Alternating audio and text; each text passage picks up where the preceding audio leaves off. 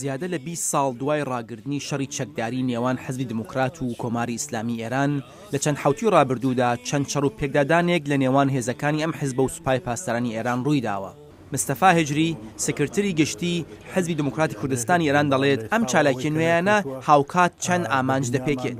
بە دنیامان کوت بەو سەرمایەدارانە بە کۆمپانیەکان پێمان کوتن کە کۆماری ئیسلامی ئێران ڕاستان دەگەڵ ناکە، کۆماری ئیسلامی ئێران ئەمنیەتی نییە و بە خەڵکی کوردیشمان ڕاگەیان کە ئەو تەبلیغاتی کۆماری ئیسلامی دەیکرد کە حیزبی دیموکرات نەماوە و ئێوە دەبی مل ڕاکێشن بۆ کۆماری ئیسلامی دوانێ و بە کۆماری ئیسلامیشمان سابت کرد کە حیزبی دیموکرات و هێزی کورد لە کوردستانی ئێراندا هەن.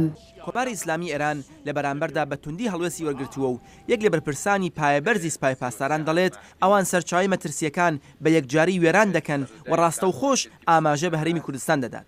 ئەوەی کە کۆماری ئیسلامی ئێران کردوویەتی ئەو تهدیداتێک کە دەیکا ئێمە ئەوە بەجێدی وەردەگرین، بۆیە ئامادەیی خۆمان لێرە لە هەرێمی کوردستان لە کەمپەکانمان و هەروەها لە نێوخۆی کوردستان ئەو پێشمەرگانەمان کە هەن ئامادەجی زیاتریان هەیە. لە بەرامبەردا تۆپبارانی ناوچە سنووریەکانی نێوان ئێران و هەرێمی کوردستان لەلایەن سوپای پاسدارانی ئێرانەوە نیشانی دەدات کە کۆماری ئیسلامی پێی وایە هەرێمی کوردستان و بنکەکانی حزب دموکرات لەو هەرێمە سەرچاوی ئەم هێزە پێشمەرگەن.